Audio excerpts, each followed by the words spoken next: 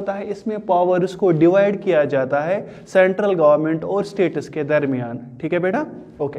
तो आज हम इसी फेडरलिज्म की दो किस्में पढ़ेंगे। ठीक है, एक हम पढ़ेंगे इसमें कमिंग टुगेदर फेडरलिज्म और दूसरा हम पढ़ेंगे इसमें होल्डिंग टुगेदर फेडरलिज्म। ठीक है, ये दो हम पढ़ेंगे इसकी किस्में फेडरलिज्म की।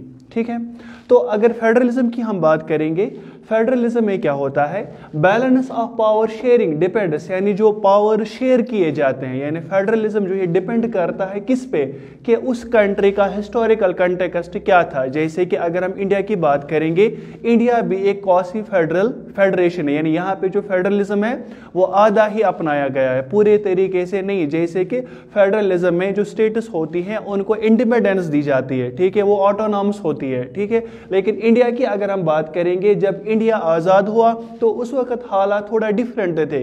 डिफरेंट किस तरीके से थे, क्योंकि इंडिया और पाकिस्तान अलग दो ममालिक बन चुके थे एक ही मुल्क में। तो यहाँ पे अगर स्टेट्स को ज़्यादा इंडिपेंडेंस दी जाती, ज़्यादा पावर्स दिए जाते, तो हर एक स्टेट इंडिया में आज़ादी की डिमांड करती। इसीलिए यहाँ पे जो फेडरलिज्म रखा गया, that was holding together federalism, यानी जो सेंट्रल गवर्नमेंट है वो स्टेट्स को होल्ड करता है। ज़्यादातर यहाँ पे किसकी चलती है, सेंट्रल गवर्नमेंट की। ठीक है बेटा, ओके।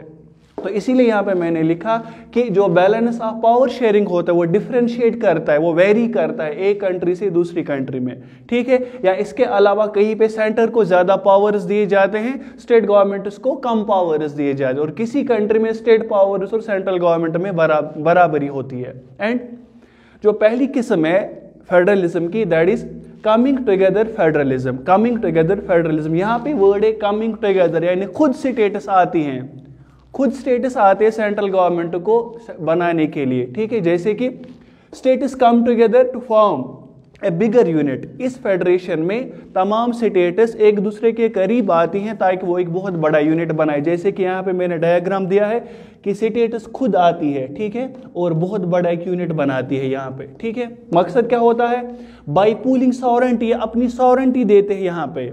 यानी अगर हम अमेरिका की बात करेंगे, वहाँ पे अलग अलग स्टेट्स है, हर एक स्टेट आई, स्टेट जो है वो अपनी सॉवरेंटी किसके सुपुर्द करती है, सेंट्रल गवर्नमेंट के, लेकिन उसकी आइडेंटिटी बराबर रहती है।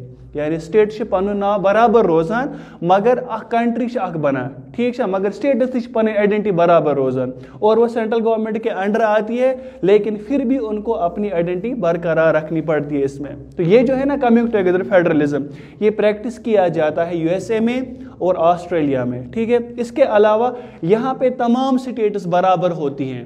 ठीक है, सेंट्रल गवर्नमेंट को बाकी स्टेट से फौकियत नहीं दी जाती है, बल्कि स्टेट जो है बराबर होती है सेंट्रल गवर्नमेंट के। ठीक है, ऐसी फेडरलिज्म को हम बोलते हैं कमिंग टुगेदर फेडरलिज्म।